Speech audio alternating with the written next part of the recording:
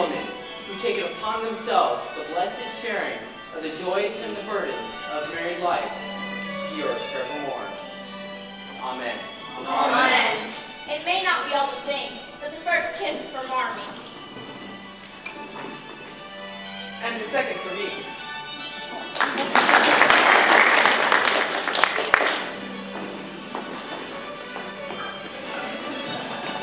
Oh, Joe. This is romantic. This is as good as those romantic stories you scribble. Happy ending? It's not an ending, it's just a making book. Why do you need a new hat every time you come home from college? I thought you'd gotten over your dandy period. Don't lecture me, Joe. I've had enough of those these past 3 years to last me a lifetime. By the way, Parker has been going on and on about Amy. He's desperate. She's a child. Talks about her, writes poetry about her, moons about her in a suspicious manner. Don't you ever bring him home with you ever again. We don't want any more married in this family for years to come. You'll go next, Joe. Mark my words. I'm not an agreeable sort. No one will want me, and that's a mercy. You won't give anyone a chance. Why can't I go to college? It's wasted on you. Josephine, do you plan on helping out at the fair next week? I don't think so. I hate to be patronized. Patronage does not trouble me when it's well meant. I have nothing but my time to give, but I often attend the table. Quite right. It's a pleasure to help people who appreciate the effort. I don't like favors. They oppress me and make me feel like a slave. Oh, Joe, thank you, that How well your French seems to be coming along, Amy dear. it helps so much to speak with the names on me. We parlay about everything. And how is yours, Josephine? Can't stand French. It's such a silly, slippery sort of language. Is that so? Wait till you try Italian. Bellissimo. God. Teddy. Oh, Lori, would you mind teaching me some Italian? I need to work hard on my art, so I drive for... Never mind, dear. You will be happy in your new little home. Perfectly satisfied thanks to all of you. So happy I can't even speak. Although I'm glad we should live so close. If only you had a servant or two. Amy! Sally Moffat has 4. There will be quite as much happiness in making John come home as in Sally's big one. I couldn't help noticing that the bride and groom were given an inordinate amount of sheets, pillowcases, and the like. Well, my sister had to find some way around her anger. Megan's received enough linen to last her a lifetime.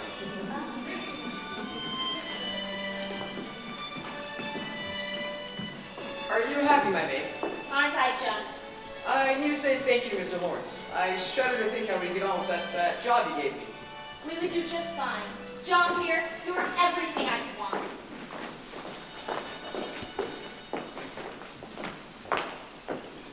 Read it, Joe. Mr. Hurlitz told me to show it to you. It's not half a good a story as yours are, and look, they're offering a prize. $100! Oh, Beth! Mr. Hurlitz says this author makes a good living writing stories such as this. She knows what people want, and she gives it to them. Think what we could do with $100. What would you do with $100, Carter? Stop it, Laura. I'm going to go say goodbye to Lady Brooke. I'll go too. Wait, Joe. Head back to school tomorrow and... What? By accident, because of the wedding, I fell into the soft side of your character. And you get so thorny you won't let anyone even look at you. I don't like this sort of thing. What sort of thing? Joe. Dear, bellissimo. Don't! Why can't things stay as they are? Girls are so odd. You never know what they mean. They say no and they mean yes. I don't. You're leaving, you're leaving, you're leaving. Marmee, dear, I should love you nonetheless for loving John so much. We shall visit every day. I expect to keep my old place in your hearts. And I want to see you all the time. Beth, please come and teach me everything you know about cleaning, mopping. You all should stop by often to see Meg's housekeeping struggles. John! Meg?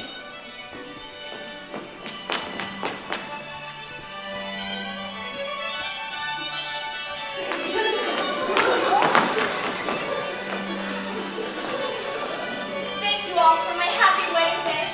Goodbye. Bye. Bye. Bye, Meg.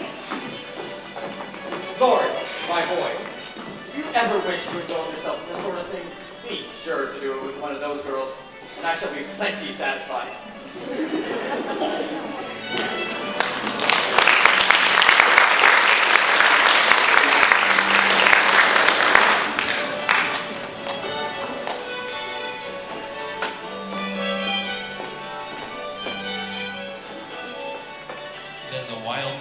that lurks in every man's blood leapt up in Gilbert Redmond's. With a single gesture of his sinewy right arm, he swept Manuel to the verge of the narrow ledge and felt the thrill of horrible delight that comes to murderers alone. A rush, a plunge, a pause, and then his two lonely figures stood where four friends had once been. And with that moment of woe and remorse, Pauline's long, lonely punishment began. Well, $100. I knew you could win if you tried. the language is good, Joe.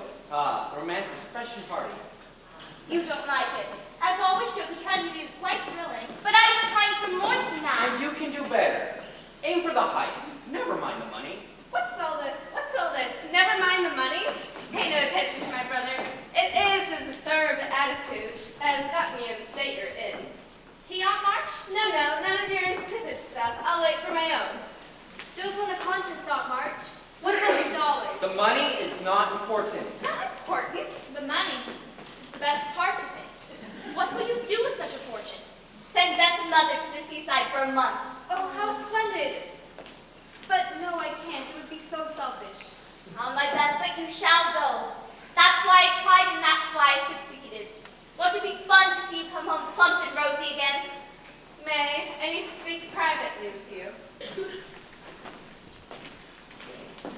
By the way, Josephine, the Pythagoras had much to say on the subject of pathos, which comes from the Greek word for suffering. But we must not confuse it with bathos. Not at all the same thing.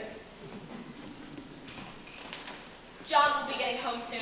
Congratulations, Joe. Splendid. I guess. May I come along? I haven't visited the kittens in 2 days. Of course. Joe, dear, see you tomorrow. See you tomorrow. Beth, please remember to pack when you come. I will. Josephine. Amy, don't forget the runs for me. She will be so dreadfully disappointed. Yes, I have thought about that, but it seems that favors burden her. She never said such a thing. And she can't stand French. It's slippery. Oh, Joe. Europe can be quite exhausting. Amy is more docile and would make a good companion. Amy will be very grateful. We won't leave till spring. Plenty of time for Josephine to get used to the idea. When will the teacher stop running around like a hoden? Goodbye, Aunt March. Joe? Josephine, I need to speak with you. Uh-oh. What have I done now? Do you wish me to leave, Mommy? No, if I'm to have a talk, then let me stay. Joe, Aunt March is going abroad next summer. Abroad? And wants me to go with her? Hooray! No, dear, not you. I'm sorry she's taking Amy. Mother, no. It's my turn first. Aunt March says Amy. It was something you said. You don't like favors and hate French and... Oh, my tongue, my abominable tongue! I wish you could have gone, Joe, but please don't sadden Amy's pleasure. Mommy, it's my turn first. She's the youngest. It's not fair. Joe, dear, it is selfish of me, but I can't bear you to leave just yet. It's not fair. It's not fair.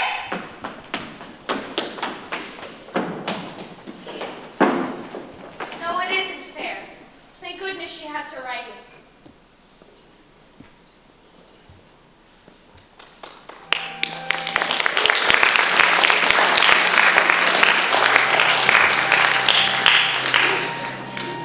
Samantha was not happy, but when life looked dark and barren, she picked up her pen and went into her inner world of deep feeling, high thought, and earnest aspiration. My poems and stories seem to have found a market, so I took the plunge and submitted it to publishers.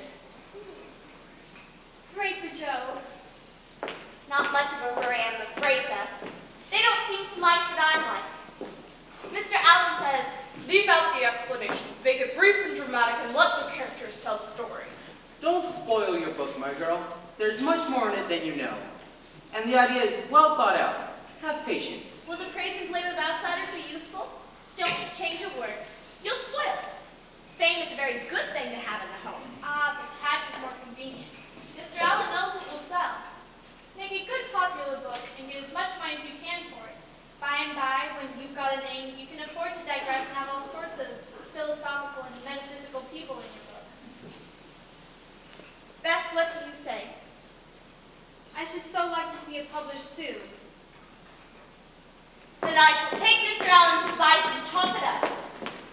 Unlike Amy, I rather like the metaphysical streak that has gotten into it. But isn't that exactly what Mr. Allen objects Perhaps to? there's a trifle too much description. Out it shall come. Keep the tragedy, I will. but don't make it so much fun. It's not serious enough. There. That should cut it down by at least a third, which is what Mr. Allen says to do. And then I shall send my poor little picked robin out into the world to try its fate.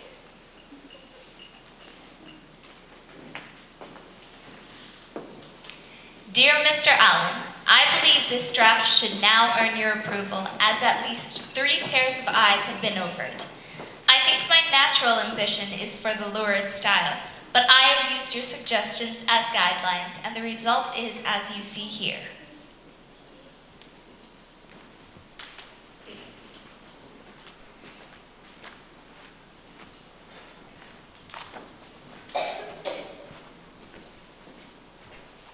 Mr. March, you may have observed that... Mr. March, might I ask...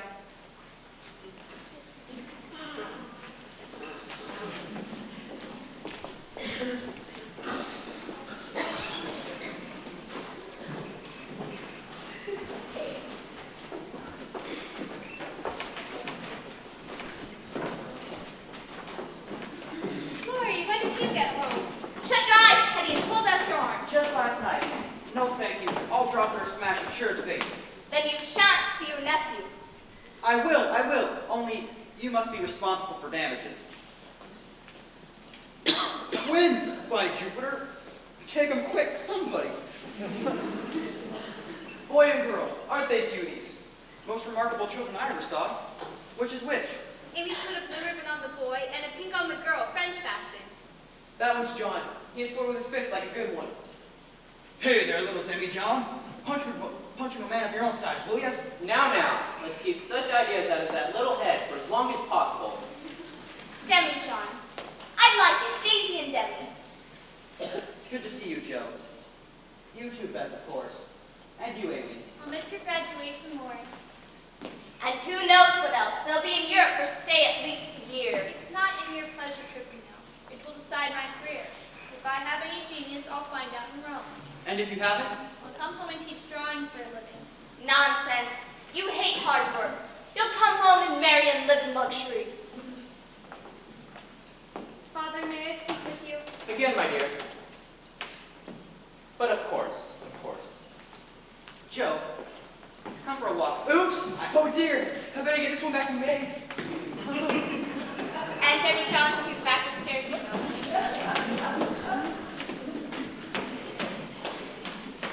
Why has everything changed? Please, dear Teddy, You can't call me that. I'm worried about that. What if something should happen while I'm away? If anything happens, I'll come and comfort you.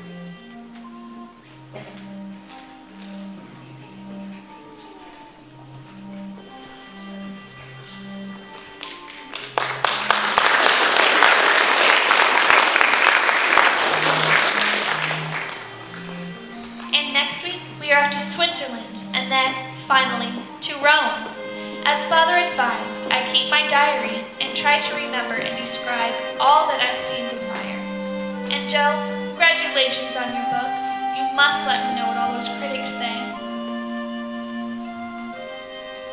An exquisite book full of truth, beauty, and earnestness. All is sweet, pure, and healthy. Oh, how I wish Amy could hear this. She is just as happy where she is, I'm sure. Little Demi, listen to this one. The theory of the book is full of morbid fancies and, oh dear, unnatural characters. One of the best American novels that has appeared in years. That is just silly. Though it is original and written with great force, it's a dangerous book. Oh, Joe, I always knew you were dangerous. I'm not. Some make fun of it, some overpraise it, and nearly all insist that I had some kind of deep theory to expound. I only wrote it for the pleasure and the money. The money? I thought criticism could help me, but how can it when it's so contradictory? Thank you for the splendid supper, Marmee. Goodbye, everybody. We must get these little ones to bed. Finally.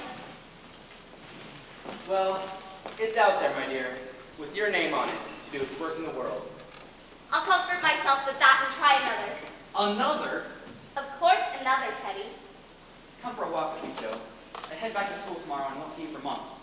All right. But don't talk any rubbish. Good night, Father. Good night, Dad. Good night, Mommy. Good night.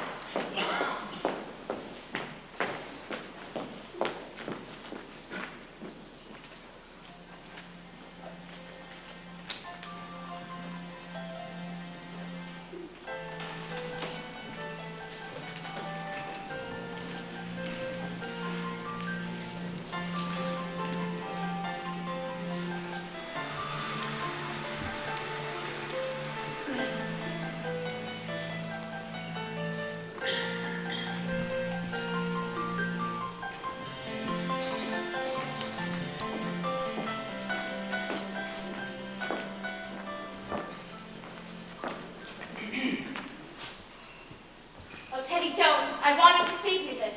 Save me what, Joe? I'll see you when you come home next time. Teddy, I've tried, but I can't. Can't what? It would be a lie to say I do when I don't. People can't make themselves love each other if they don't feel anything. They do sometimes. I don't believe you've got any heart. I wish I hadn't. I'm so sorry, Teddy, so desperately sorry. Everyone expects it. Grandfather has his heart set on it. Listen to me, Teddy. I'm odd and awkward and old. You'd be ashamed of me, and we should quarrel. Can't even help it now. You should like high society, and I wouldn't. And I can't get on without my scribblings, and you'd hate it. Everything would be horrible, and we should be unhappy. It would. It would be wonderful. We'll go to Europe. Travel everywhere.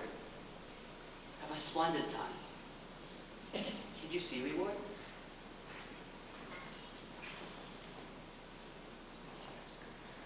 I don't believe I shall ever marry. You think so now. I love my liberty too well. But there'll come a time when you love a man tremendously. You will live and die for him, Joe. I know. It is your way. And I shall have to stand by and watch it. Where are you going? To the devil!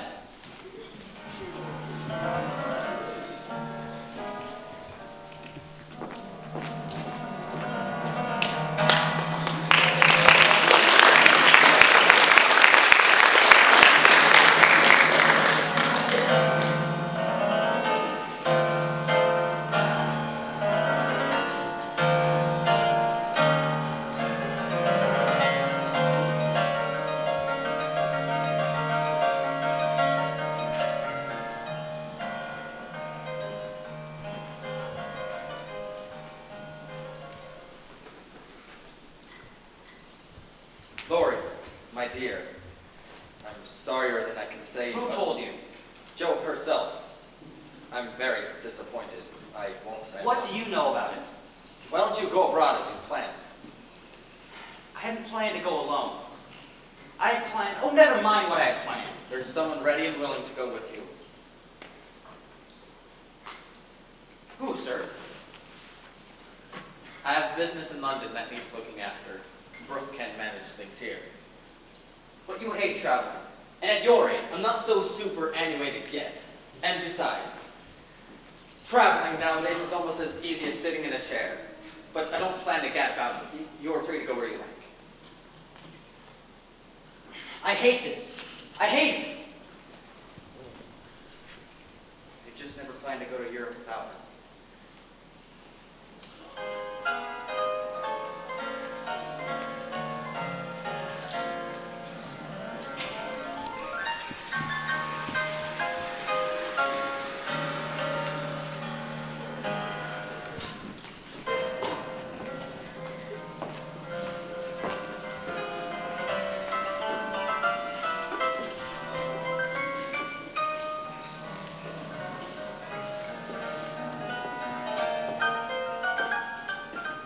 For goodness sakes, Joe, sit down. What is it, dear? Amy is off on her big adventure. Meg's married. If I can be spared, I'd like to hop a little and try my wings. Oh, Joe. And where would you hop to? You told Father that Miss Kirk had written, seeking some respectable person to teach and write and sew. Good honest work. But Mrs. Kirk's boarding house is in New York. What about your writing? I shall see and hear new things and bring home tons of new material for my rubbish.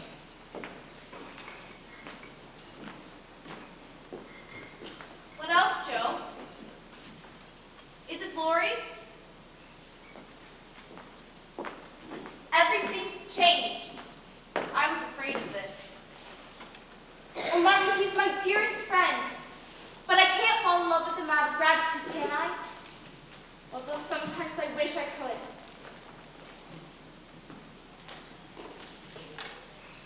You are wise, Joe. You both are too much alike to be mated for life. Especially in a relation that needs infinite patience and forbearance as well as love. Can I go, Normie? Laurie will be tragical, I know. But he will soon get over his lovelornity.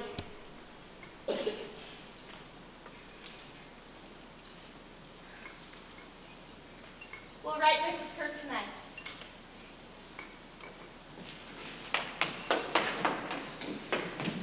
Why is everyone going away? Why does everyone want to go away?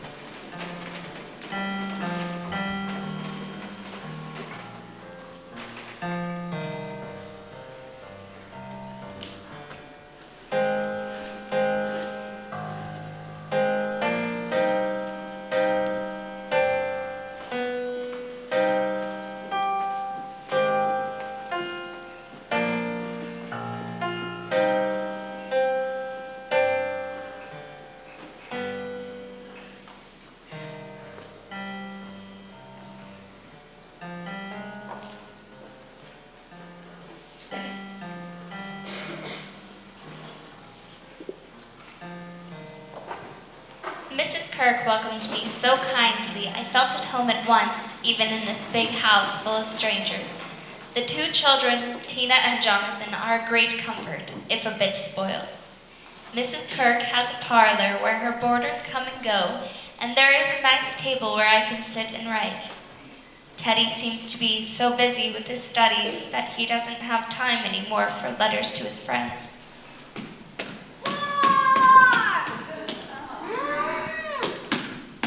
Eat some leaves!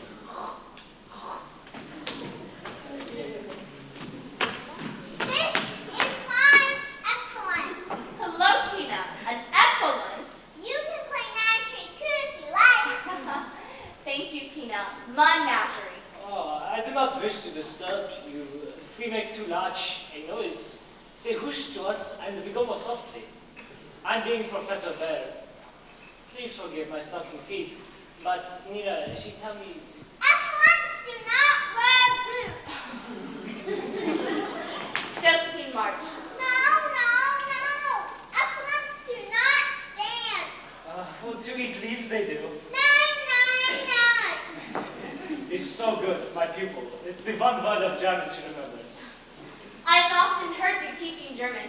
Oh, I don't disturb you with this, I hope. You write many letters, I see.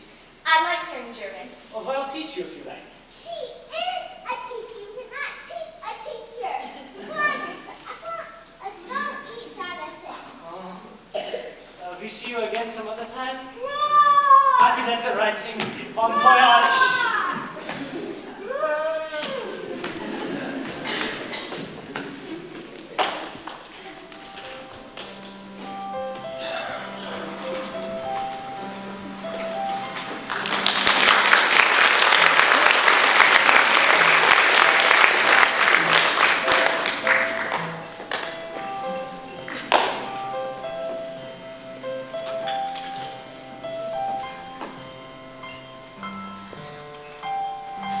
And who do you think came in while we were having tea near the Colosseum in Rome? Two of Laurie's friends from university, Fred and Frank Vaughn. I was so surprised. I have known them. Fred has turned out to be so handsome. We went to the theater and to supper following and had a splendid time. Fred and I talked and talked as if we'd known each other all our dreams. Well, that should set the family thinking. What do you mean, Aunt? Never mind, dear. I'm glad you've got your mind on other things. I was beginning to think we shouldn't have gone to Rome. You've been drooping about like a blown rose ever since. I'll never paint again, that's all. Now, Amy. I want to be good or nothing, and I won't be a commonplace dollar. Though I do wonder, what will I do now? You her, my dear. Lori, is it really? I thought you'd never come. I promised to spend Christmas with you, and here I am. What How's did you your do here? What are you grandfather? saying? Very well. Last night at the Chavon. Your grandfather wrote that you were in the Alps. I spent a month there walking, then joined him in Paris. We just received a letter from home. They say Joe's having a splendid time. She's published some stories in the Weekly Volcano and sent the money home. Did you stop by on your way through New York? She was looking forward to seeing you very much. And how was our Beth?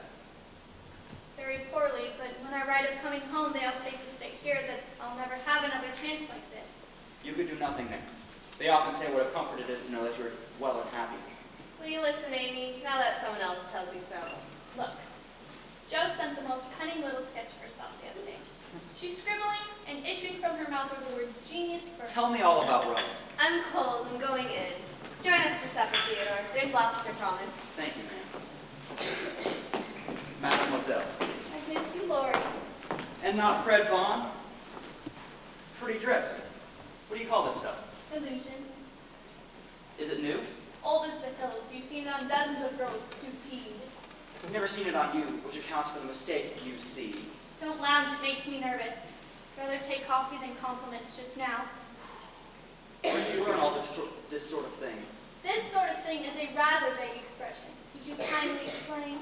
The general air, the style, the self-possession, the illusion, you know. Jewel is cheap, Lori. Ah, and no doubt Fred Vaughn admires the illusion. Aha, I'm going to play Big Brother and ask questions. I don't promise to answer. Your face will if your tongue won't. I heard rumors about you and Fred.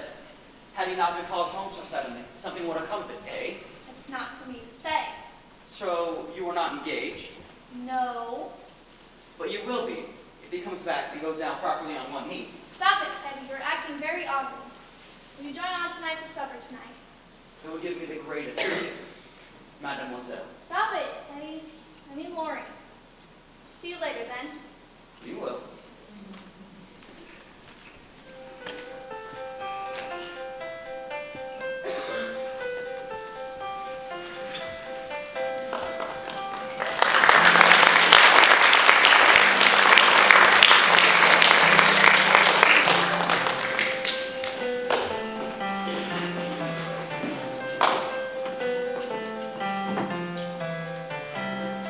And when will the trance come on? Asked Evelyn, alarmed at what she'd done. About 3 hours after you take. Eat, smoke, swallow, consume the hashish, said Dr. Meredith. Your pulse will rise, heart beat quickly, your eyes darken and dilate. Then the bliss begins. I've seen people lie in one position for hours, wrapped in a delicious dream. You write and write. What are you writing, sir? Stories? An author. You love books and music. Even you hear me sing my horrible voice, you love music. I have a question for you. Do you like the ballet? The ballet? Yes. I've never seen the ballet. Then you will come with me one night. We will sit far up and far away, but it is wonderful, all the same, yes? I would love to. Oh, but I can't, Professor Bird. Yes, you can. For look, you miss much. You think he is a stupid old fellow who never observed that his sock heels go not in holes no more. He would think the buttons on a shirt grow out anew when they fall. But I have an eye and see much. I have to find some way to pay for my lessons. I have a heart and fizzy thanks for this. Come, little ballet, little opera, every now. Or no more good fairy books for me. Miss Kirkhouse will give you your man. If you're sure, it's no bother. Well, we go next week. The week after? It's not bad news, I hope. Beth does know better. And Teddy. That is a good friend. He came through New York and he didn't even stop to say hello. He is not so smart as you say that. You didn't even come to say hello. Ballet then? Next week? Yes, Professor Bear, thank you.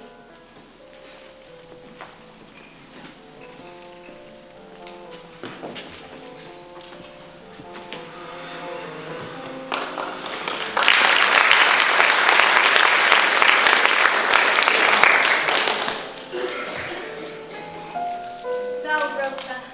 This place deserves its name. Have you ever seen such roses? Smell that. Ah! Nor felt such thorns. Try picking younger ones or those that have no thorns. You'll save your fingers. Perhaps I will. I have a gift for you. It isn't what it should be, but you will improve it.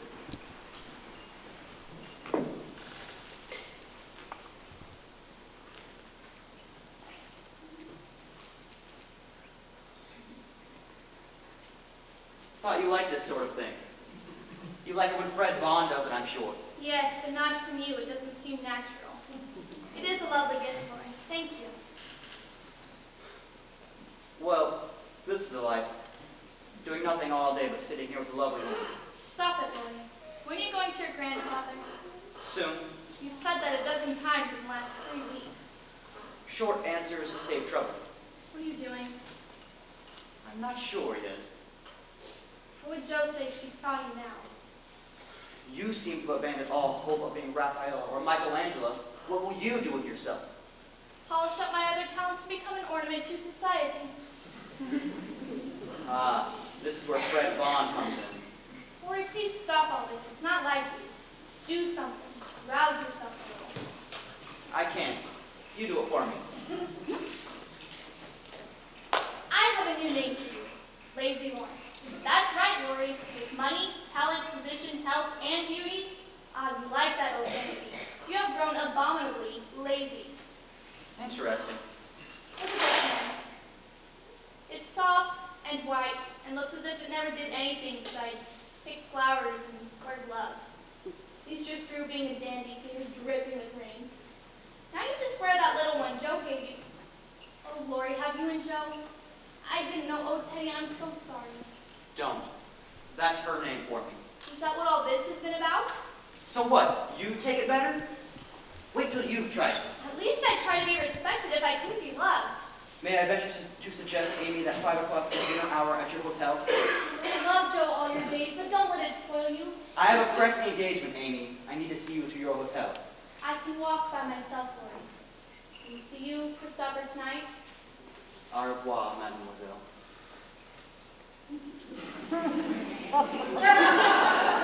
Yourself, beautiful Lori, and turn the good old way.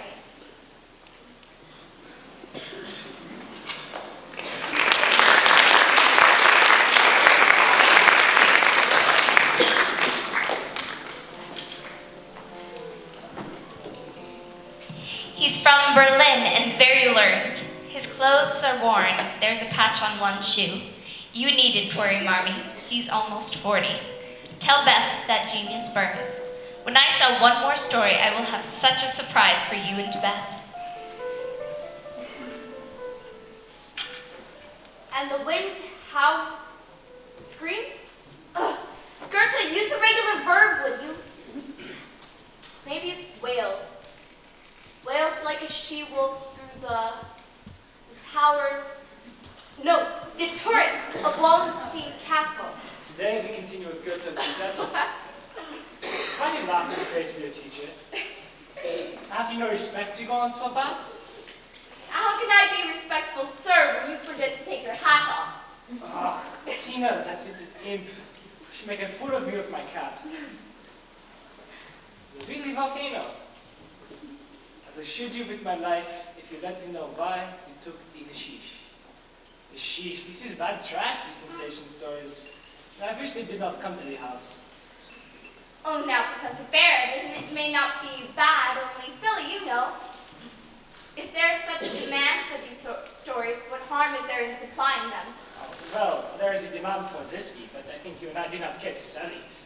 Many respectable people make a living out of selling sensation stories. If the respectable people knew what harm they did, they would not feel the living was honest. and the wind howled. Professor Bear, is the wind howling, screaming, or wailing? I wish I hadn't a conscience. It's so inconvenient. Professor Bear, I do not wish you to think of those as trash. A phantom's hand paid for my family's coal bill. A modern Mephistopheles gave them a badly needed rug, and I received a good fee for that one, a perilous path. I've made almost enough money to take Beth to the seashore, which does her so good. I spoke out of turn, perhaps, but hashish. How'd you come to know of hashish? Only what I've heard and read. Miss March, if you spend time with such characters and places, you will come to know them in your hearts. You must find simple, true, and lovely characters. This is good training for a writer. But Professor Bear, the world is filled with characters who are not at all true, simple, or lovely. Yes, but you must believe the world has such people in it, and you find them and study them, and the world goes better. All right. Then I shall study you. That is serious. Turn to page 346. The Death of Wallenstein. Listen to that. You're to wrote sensation stories too.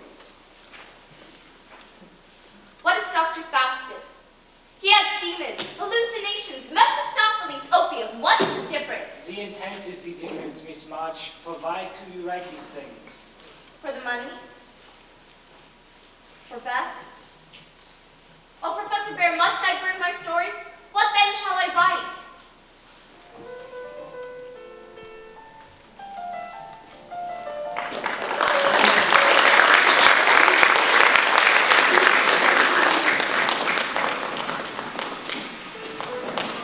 Good morning, my dear mentor, and goodbye. Please make my adieu to your aunt and exult upon yourself, for lazy Lawrence has gone to his grandfather in Paris like the best of boys. A pleasant winter to you. And may the gods grant that you have a blissful honeymoon at Valorosa. Fred Vaughn might also benefit from a rouser yours gratefully, Telemachus. He's got his heroes mixed up. Telemachus is the one that stayed home. He's Vaughn's the old gentleman, and I'm glad, but, oh, aunt, I shall miss him.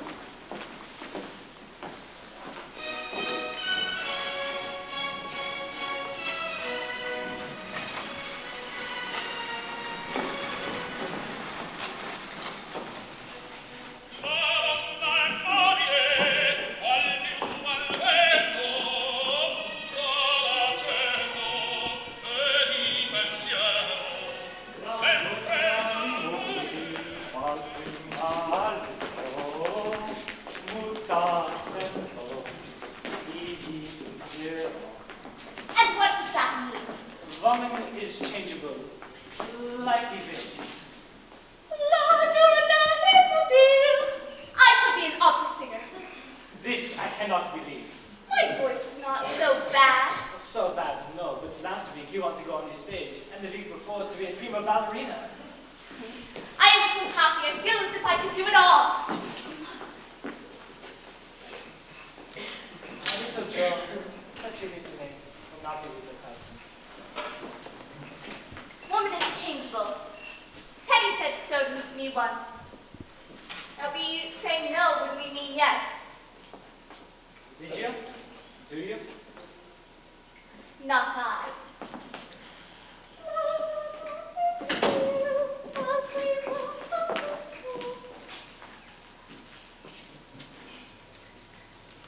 Oh, Professor Bear, I must go home. I must go home right away.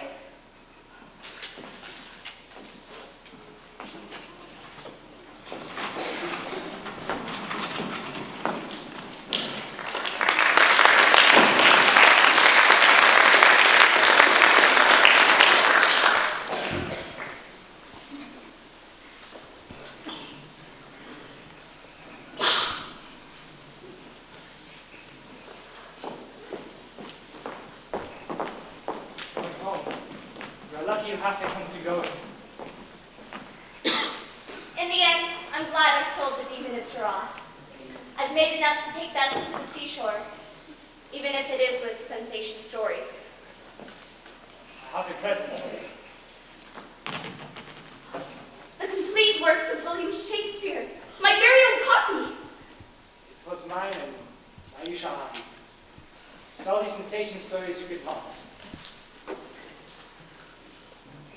There's your name.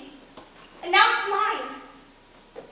Oh, Professor Bear, I've written no books, gotten no fame, but made a friend worth having, and I hope to keep him my whole life.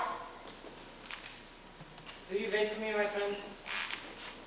I may be a little late. I will surely come. Oh, yes, I want you to meet everyone. Shall I come? Yes, I want you to meet everyone in my family. Oh, and Teddy will be home soon. Oh, Teddy, that is a good friend. I should like you to meet him. Well, I fear I shall not make time for that. But I wish the friend much success, your happiness. Goodbye. God bless you. Bye. Bye, Professor.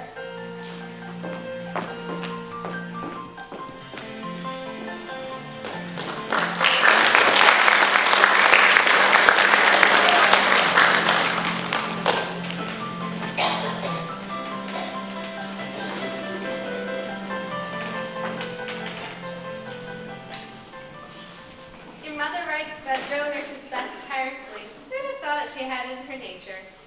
Oh, Aunt, what if I never see Beth again? We knew that was a possibility when we came, my dear. And here's another letter from that Lawrence boy, third one this week. You've grown quiet, my dear. You're pale and think altogether too much on those long walks you take. I'm sketching, Aunt. I don't call it sketching when you sit for hours on the trance at Volrosa, staring off into space. Are you regretting your answer to Fred? No, Aunt. Well, he is. Packed himself right off to Egypt. Yes, Aunt. Well, come along now. What does the Lawrence boy have to say this time? How's his grandfather?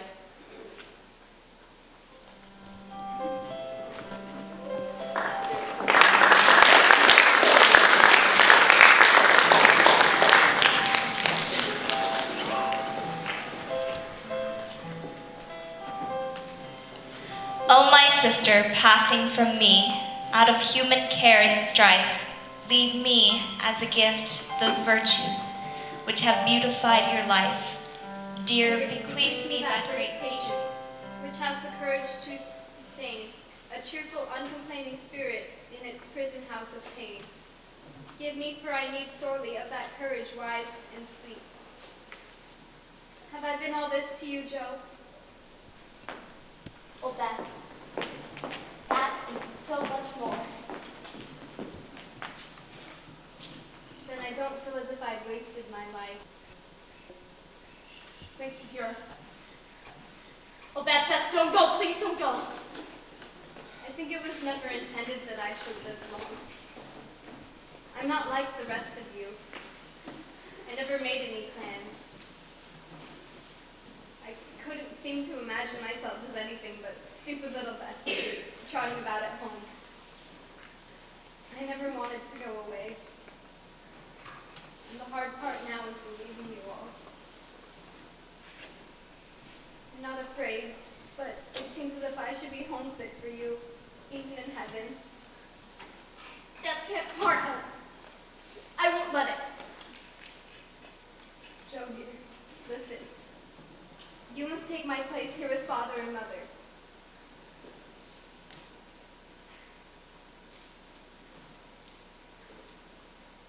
Yes. You'll be happier doing that than writing splendid books or seeing all the world. Oh, Joe. Love is the one thing we can carry with us when we go. And it makes the end so easy.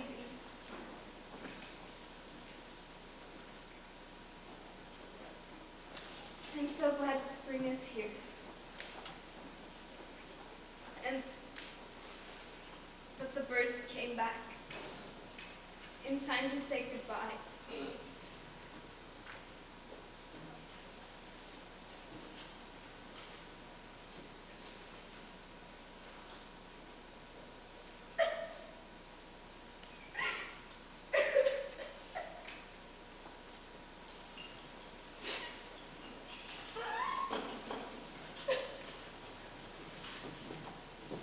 Henceforth, safe across the river, I shall see forevermore.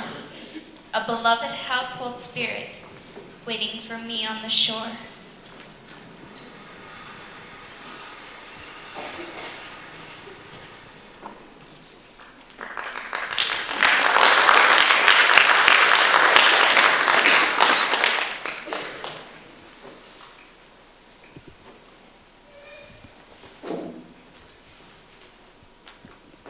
Laura, you've come.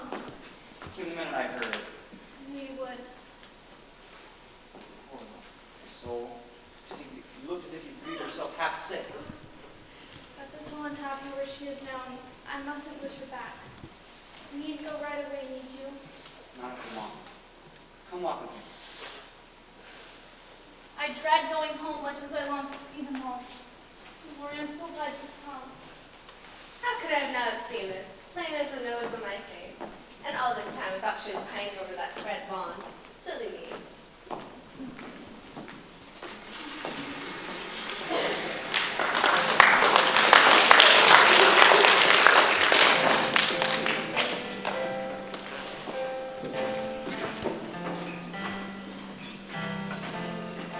The June roses over the porch were awake bright and early on that morning, rejoicing with all their hearts in the cloudless sunshine, like friendly little neighbors as they were, quite flushed with excitement with their ruddy faces as they swung in the wind, whispering to one another what they had seen, for some peeped in at the dining room windows.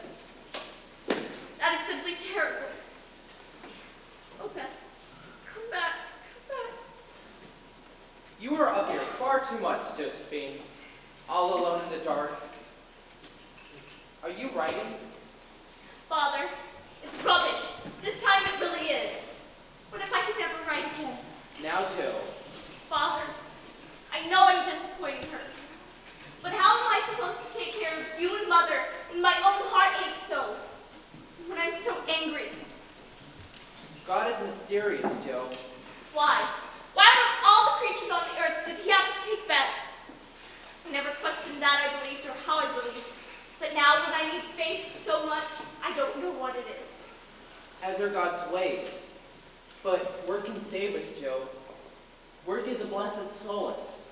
Do something that brings you joy, and bring joy to Beth as well. Plant a flower, mend a tablecloth, dust her piano. Write something that always makes you happy. I don't know why I write anymore. Do you remember when you used to write a poem for Mother, or a story for me, when it became Christmas time, or when one of us was ill? Write something for Beth. I can't. Try, Josephine.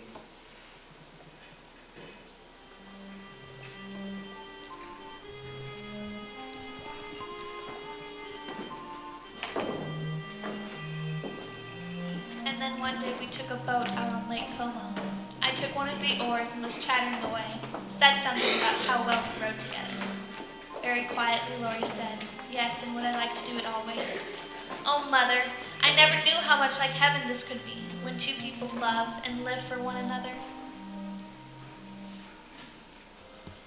Does it pain you, Joe? Lately I've wondered, forgive me, if Lori had come back and asked again. That hungry look in your eyes goes to my heart. Marmee, I refuse to love. How could I be so silly and selfish?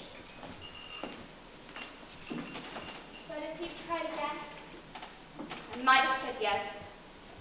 Not because I love him, but because now I care more to be loved. that's a good sign, perhaps. There are plenty to love you. Daisy and Debbie couldn't do without you. I didn't know hearts could feel such emotions, and mine seemed so lasting. I used to think that family and friends was enough, but it isn't. I don't understand. I do. Oh, Joe, you are like a chestnut burr, prickly on the outside, with silk soft within and a sweet kernel, if only one can get at it. Frost opens chestnut burrs, ma'am, and it takes a good shake to bring them down. Boys go nutting, and I don't care to be bagged by them. There's our Joe.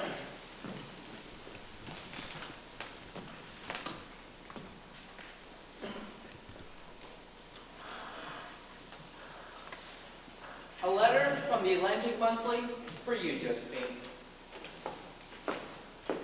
And a note from Aunt March. They say they're on their way home.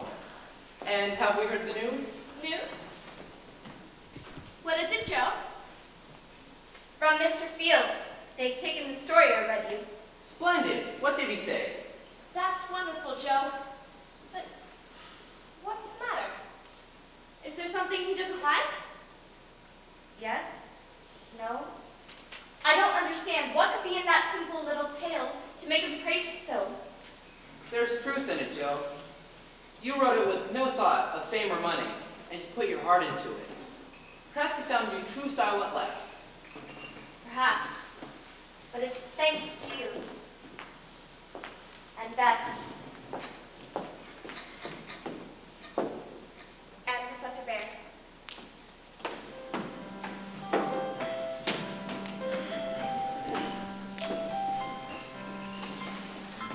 Christmas won't be Christmas without any presents, grumbled one of the sisters, lying on the rug. It's so dreadful to be poor, said another. I don't think it's fair for some girls to have plenty of pretty things and other girls nothing at all, added the youngest with a little sniff. We've got father and mother and each other, said Beth contentedly.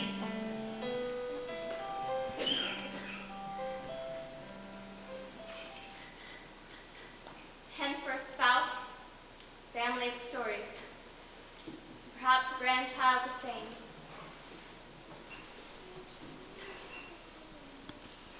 Wait for me, my friend.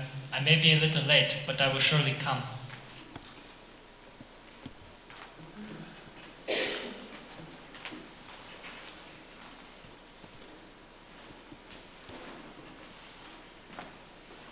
Joe? Joe! Teddy, oh my Teddy! You were glad to see me then. Words can't express my gladness. Where's Amy? We stopped by Meg's on the way. Your mother was there. And when my wife saw the twins, we couldn't drag her. You're what? You've gone and gotten married already? What dreadful thing will you do next? A characteristic, but not exactly complimentary congratulations. Don't I look like the head of a family and a household? Not a bit, and you never will. Joe, we need to talk. Let's go find Amy. Joe. I shall never stop loving you. But the love is altered. I think it was meant to be so, and would have come naturally if I had waited, like you tried to make me.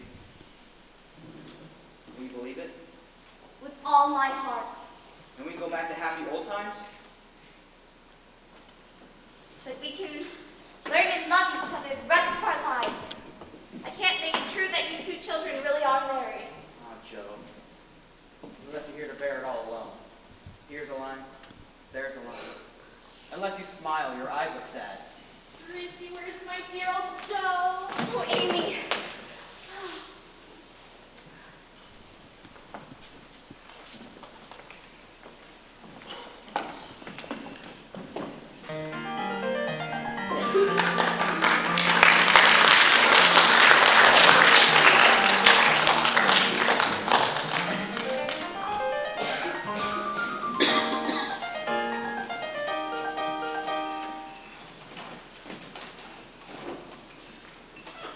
And what will you do with yourselves when you're settled? I'm going into business with grandfather. I need something of the sort to keep me steady. And Amy? After airing our best bonnet, We shall astonish you by the elegant hospitalities of our mansion, the brilliant society we shall draw up all around us. the beneficial influence we shall exert over the world at large. That's about it, isn't it, Mrs. Lawrence? What are you musing about, Joe? Wondering how you two get on. Like angels? Yes, of course. At first. But which one rules? I, of course. You do. She does for now. Lori, At least I let her think so. you shall take turns.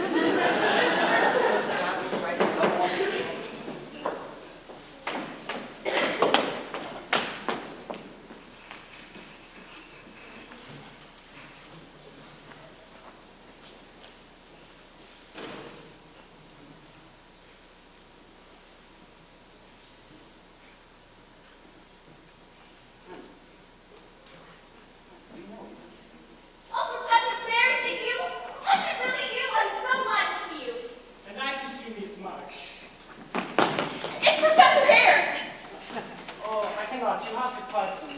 Only my family and friends come home from Europe. Please, come in. I was so glad to see them all, but I do not stay long. You have been ill, my friend. We've had some trouble since we saw you last. Oh, Miss Kirk tells me. My heart is sore when I hear so. Father, Mother, Aunt March, this is my dear, dear friend, Professor Bear. How do you do? My sister Amy. Hello.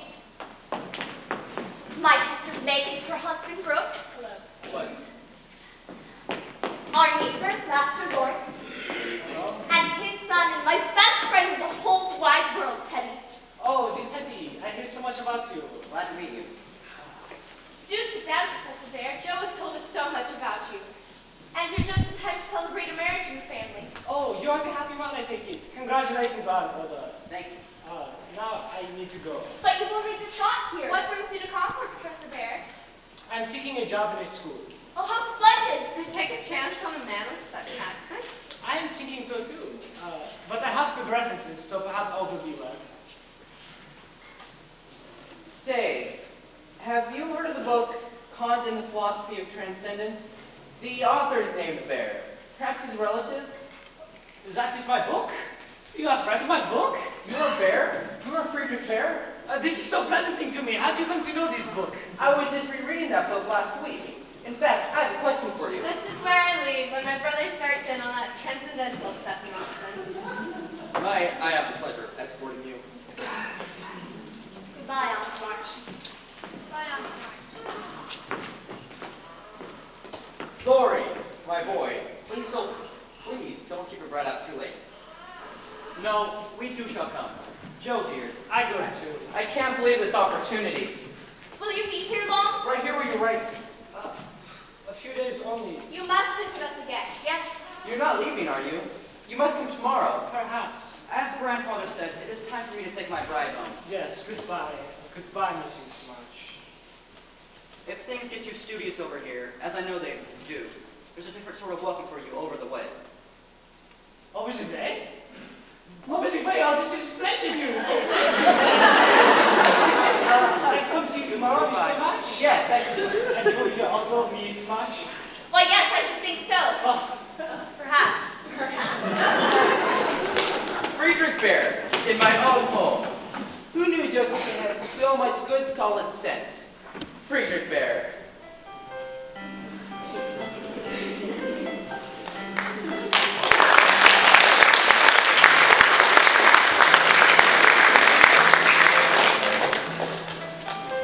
Beth went and knocked at the study door before she gave herself time to think, and when a gruff voice called out, "Come in," she did go in. She held out her hand with only a small quaver in her voice and said, "I came to thank you, sir, for the piano." But she didn't finish, for the old gentleman looked so friendly that she forgot her speech, and only remembering that he had lost the little girl he loved, she put both arms around his neck and kissed him. And of course the hat of a capital old fellow has been on your hall table nearly every day this week. Maureen, don't. Has been here every day, and now hasn't been here in 3. And I have so many questions about this book he lent me. You're not going out in this weather, Joe. I always take a walk toward the evening. What's a little rain? I don't know why you should give it up, since you often happen to meet the professor. Maureen, sit down, Joe. You've gone for a walk 3 times already. It isn't anything to me, but I'd at least think he would come to say goodbye. It seems as if I need a paper of number 9 needles and 2 yards of narrow lavender ribbon.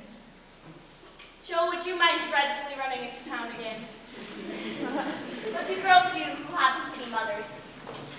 And we do have coffee. Mr. Bear doesn't like tea. We do. Oh, we've reached the Friedrich stage, have we?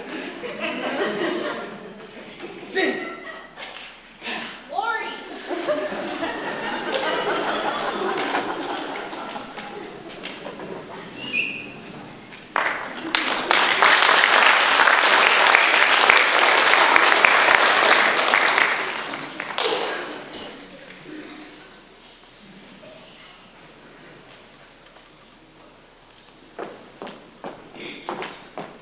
I feel to know this strong-minded lady. goes so bravely under so many horse noses, flow fast through so much mud.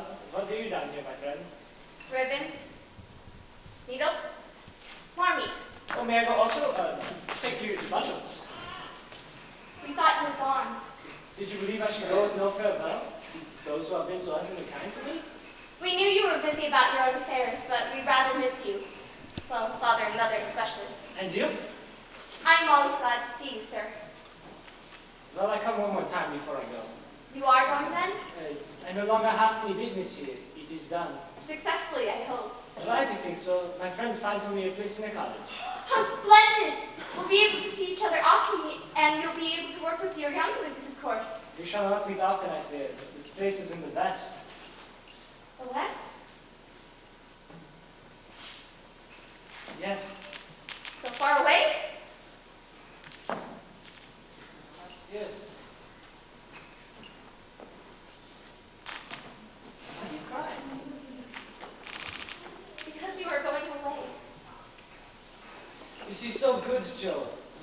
Oh, can't you see if I was something more than a friend? Am I? Can you make a place in your heart for old Fritz? Oh, yes, yes, Friedrich. Give me the name. No one has called me since Nina died. Oh, say thou also, and I will say your language is more beautiful than mine. Thou art. Isn't that a little sentimental? Yes, by God, we Germans love sentiments. We keep ourselves young with it. It's not these problems here. I cannot find it in my heart to take it from that happy home. Not till I have the prospect of one to give you. Can you forgive that? Be happy, while we hope and wait. I have my duty too, Friedrich, and I couldn't neglect it even for you, for thee. You shall do your work, and I shall do mine, and in a year, perhaps two. Thou givest me such hope and courage. I have nothing to give back, but full hearts, these empty hands. Not empty now.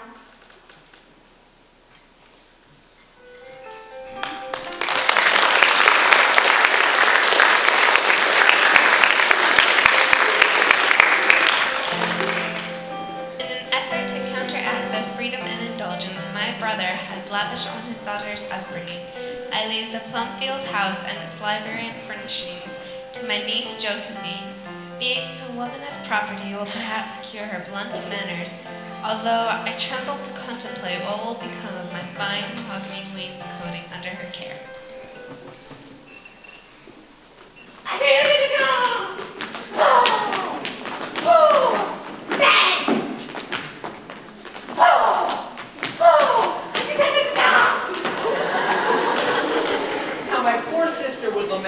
To see the sacred precincts of Prim, well-ordered Plumfield, overcrowded with these rowdy Toms, Dicks, and Harriets. But there is a poetic justice in it. After all, she was a terror for children for miles around. And he still managed to steal her apples. I must admit, I didn't think she could make it work. Imagine, Aunt March leaving her all that property with no money to take care of it. My sister always did have an interesting perspective on what many would consider a joke. Remember Meg's linen closet? Joe's managed to turn this joke to her own ends. A school, it will never make a profit. Profit. Right there in that one word is everything that's wrong with the world. Don't let him get started, John dear. Well, I still hold Joe and her professor responsible for the rising cost of paper these past couple of years. All those letters. I always knew she could do it. I knew you'd support me, sir. Friedrich says if you give a boy a trade, he'll be independent. That you should cultivate it and make it useful, if at all possible. A man to my own way of thinking. Ah, for the draft of vintage. Cooled a long age in the deep delved earth. Tasting of flora and the country green.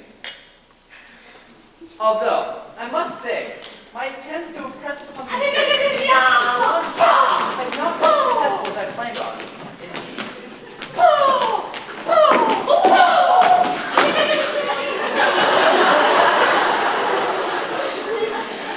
It does my heart good to see John forget Prophet and frolic for a day. And look at Daisy. She climbs the tree as well as Demi does. Takes after her Aunt Joe, and her Aunt Joe's nothing to discourage her. She's written a poem for you, Marty, for your birthday. Oh, how jolly! Joe, such slang. Living amongst boys, you know. I was thinking today, How odd. So was I.